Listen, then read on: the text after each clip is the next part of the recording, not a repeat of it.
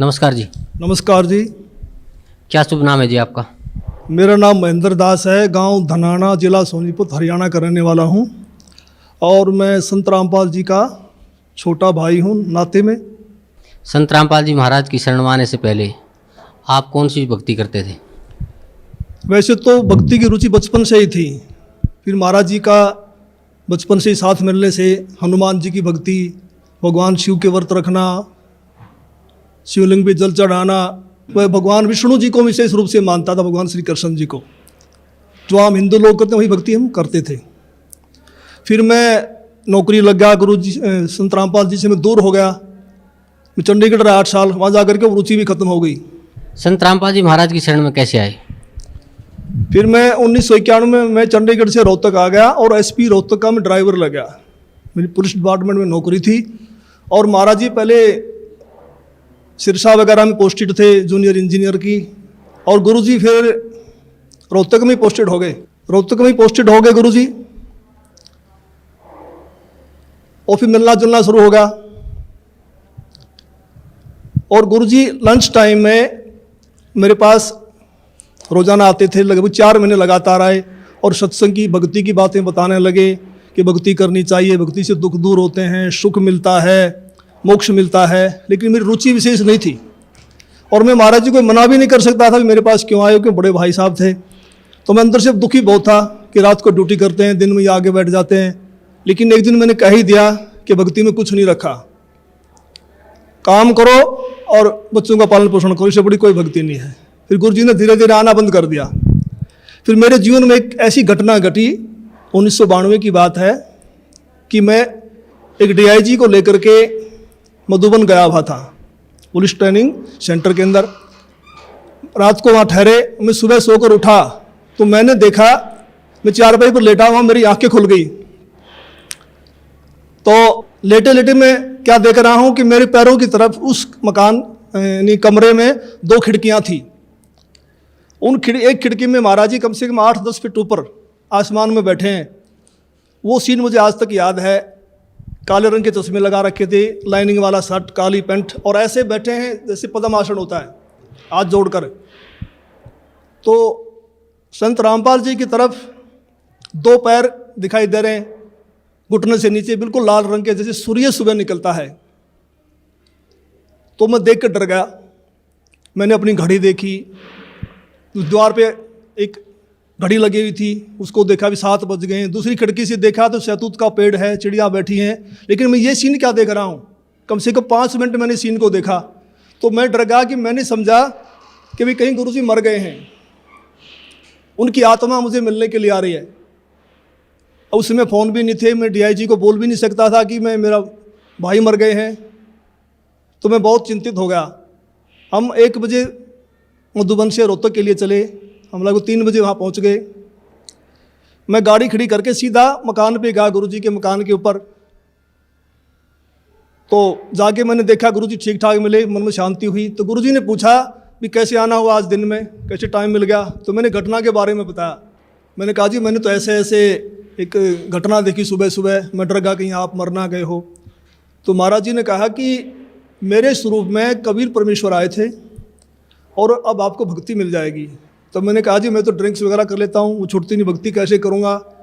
तो गुरु जी ने कहा जा आज के बाद नहीं पिएगा।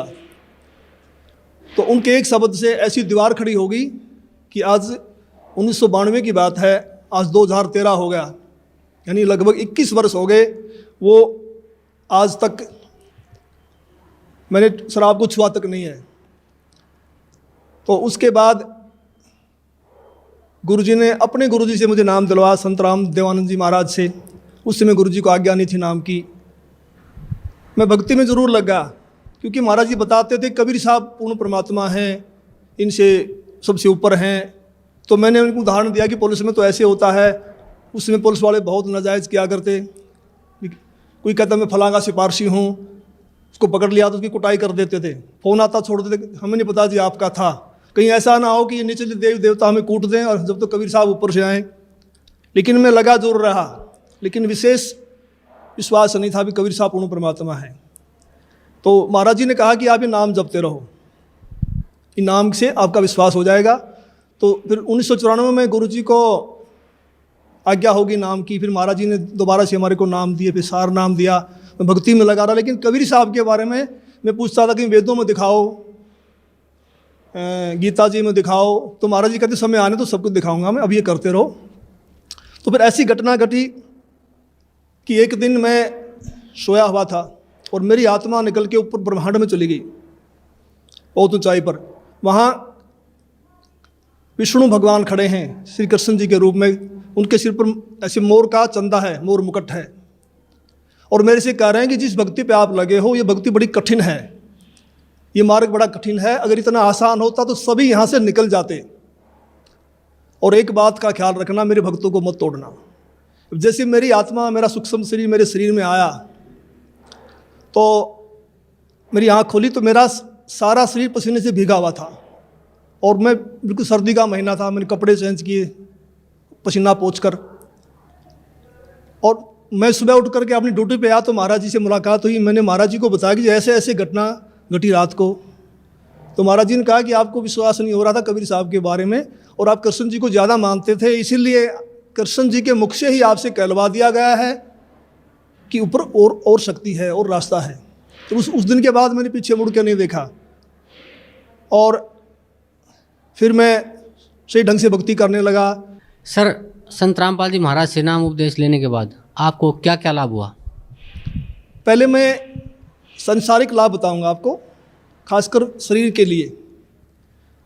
जब मैंने गुरु जी को गुरु धारण कर लिया और मैं भक्ति करने लगा, लगभग 1999 की बात है, उस समय मेरी आयु 41 वर्ष थी, 41 ईयर, और अब मेरी 55 साल की हो चुकी है, 55 ईयर्स ओल्ड। तो मैं रोहतक में एक रेलवे रोड का नाम है बाज़ार में, वहाँ एक लाला जी के पास बैठा हुआ था। वहाँ एक लड़का मेरे से मिला, वो लाला जी ने, उसका नाम फकीर चंद जी थे, उन्होंने कहा कि MA है और इन्होंने ज्योतिष शास्त्र से भी MA किया हुआ है। तो मैंने उसको भक्ति की बातें समझानी चाहिए, तो उसने कहा जी एक बार अपना हाथ दिखा दो। तो उसने मेरे हाथ देखे दोनों, पहले दाहिना हाथ देखा, कहने लगा आपकी आयु कितनी है? मैंने कहा मैं 41 वर्ष का हो चुका हूँ। तो उसने कहा आपके भाग्य में लिखा है 40 वर्ष से लेकर 45 तक बिल्कुल बेड के ऊपर बीमार अवस्था में लेटना, और आपको फला बीमारी लगेंगी। फिर मैंने कहा मैं तो 41 का हो चुका हूँ, मुझे तो कुछ भी नहीं है। कहने लगा 1 साल का धोखा भी हो सकता, आपको ज़रूर होगा। तो मैं कुछ चिंतित तो हुआ, लेकिन फिर उसने मेरा बायां हाथ देखा और कहने लगा आपकी पत्नी जिंदा है? मैंने कहा वो तो जिंदा है। कहता हो ही नहीं सकता। मैंने कहा मैं सुबह घर से आया था जब तू जिंदा थी, अब मर गई हो तो मैं कुछ कह नहीं सकता। लेकिन वो तो उसने कहा भी ये कैसे असंभव हो रहा है? तो मैंने उनसे कहा भी हम पूर्ण सतगुरु की शरण में हैं, सच्चे मंत्र का जाप करते हैं। हमारे सतगुरु कहते हैं कि भी तिल घटे ना मासा बढ़े वेदना लिखे जो लेख, सच्चा सतगुरु मिटा के ऊपर मार दे मेघ। हमारे सतगुरु ऐसे कर देते हैं। तो फिर मैंने 6 महीने के बाद फिर मुझे एक ऐसा ही और ज्योतिषी मिला। मैं जैसे पुलिस लाइन में गाड़ी का वायरलेस सेट ठीक करवाने के लिए गया, उस वर्कशॉप में एक इंस्पेक्टर थे इंचार्ज, वो अपनी टेबल पर ज्योतिष शास्त्र की किताब खोल के बैठे हुए थे। मैंने उनसे वही प्रश्न किया भी इसमें क्या रखा, भक्ति करो ना सच्चे नाम की। डिस्कस हुई हमारी। उसने कहा भगत जी ऐसी बात नहीं है, ये पूर्व जन्म के लेख होते हैं, भक्ति अलग चीज़ है, ये भी सत्य होते हैं। तो उसने मेरे फिर हाथ देख लिए, मेरे जो बातें उसने बताई थी वही बातें उसी ने दोहराई। तो फिर मैंने गुरु जी से प्रार्थना की, मैंने कहा जी ऐसे ऐसे बताया दो ने। तो संत रामपाल जी कहने लगे कुछ नहीं होगा, परमात्मा लेखों को मिटा देता, भक्ति करो। तो संत रामपाल जी की दया से, इनकी सच्ची भक्ति से उस पीरियड के दौरान मेरे को जुकाम तक नहीं हुआ, बुखार तक नहीं लगा। और आज मैं 55 वर्ष का हो चुका हूँ, मेरी पत्नी भी जिंदा है। और मेरी जो घरवाली थी उनका नाम राजबाला है, और वो भक्ति में विशेष रुचि नहीं रखती थी, वो किसी को भी नहीं मानती थी, बस अपने काम धंधा करती थी। तो एक बार 2004 की बात है, उसकी दोनों उंगलियां सुन्न हो गई दाहिने हाथ की। वो मेरे से कहने लगी मुझे दिखा नहीं तो हाथ सूख जाएगा। को पड़ोस के कह रहे थे एक हाथ सूख गया, ऐसे ही बीमारी लग गई थी। तो मैं रोहतक में रेडियो स्टेशन के पास गुप्ता जी हैं डॉक्टर हड्डियों के, उनके पास उनको लेके गया। उन्होंने बताया कि उसकी ये गर्दन के पास नसें होती हैं, नस दब गई है। तो उन्होंने एक्सरे लिया, दवाई दे दी, 2 महीने इलाज चलता रहा, कोई फ़र्क नहीं पड़ा। तो मैंने अंदर गुरु जी से प्रार्थना की, संत रामपाल जी से भक्ति करते समय कि गुरु जी अगर ये हाथ सूख गया तो बुढ़ापे में हम तो रोटी बगैर भी रह जाएंगे, परेशान होगी, तो दया करो। तो जैसे मेरा ध्यान लगा हुआ था, सुमन करते करते वैसे आंख बंद हो गई, तो मुझे गुरु जी खड़े दिखाई दिए और कहा कुछ नहीं होगा बेटा, ठीक हो जाएगी। तो मैं कुछ दिन के बाद ड्यूटी से छुट्टी लेकर घर गया। मैंने उससे पूछा भी आपकी उंगलियां ठीक होगी? उसने कहा वो तो ठीक होगी। मैंने कहा ये गुरुजी ने की है, मैंने प्रार्थना की थी। कह लगे नहीं मैं तो दवाई से ठीक हुई हूँ। तो मुझे बड़ी निराशा हुई। तो कुछ यानी 2005 में उसके दाहिने पैर में बहुत ज़ोर का दर्द शुरू हो गया। मैं उसी डॉक्टर के पास फिर लेके गया, गुप्ता जी के पास। गुप्ता जी ने फिर एक्सरे किया, फिर कहा भी रीढ़ की हड्डी की नस दब गई है, इसलिए उससे पेन है। उसने दवाइयाँ दे दी 1 सप्ताह की। मैं दवाई दिलवा करके बरवाला में सत्संग चल रहा था गुरुजी का, उसमें आ गया। तो उसने फ़ोन करवाया चौथे दिन, कह लगी मुझे कोई आराम नहीं है और मैं तो मर रही हूँ, तो तू सत्संग में धक्के खाता फिर रहा है, क्या रखा है सत्संग में, आ करके मुझे दवाई दिलवा। तो मैं गुप्ता जी के पास गया, वहाँ उसका रिकॉर्ड लेकर के। गुप्ता जी ने कहा भी अब तो इसका ऑपरेशन होगा और कोई इलाज नहीं है। तो ऊपर से इलेक्शन थे हरियाणा में 2005 फरवरी में। तो मैंने कहा जी 1 सप्ताह इलेक्शन का, हमें छुट्टी नहीं मिलेगी, आप ऐसा कर दो, ऐसे इंजेक्शन लिख दो, कितने ही महंगे हैं, जो 10 दिन निकाल दें, फिर मैं ऑपरेशन करा लूँगा। तो उन्होंने इंजेक्शन लिख दिया। मैं दवाई लेकर के पुलिस लाइन में जाके अपने बॉक्स में रख दिए। सुबह ड्यूटी करके फिर जाऊँगा घर। तो मैं रात को 2 बजे उठा, तो मुझे बड़ी वही चिंता हो गई भी क्या होगा, तो बड़ी रो रही है, बड़ी तकलीफ़ है उसको।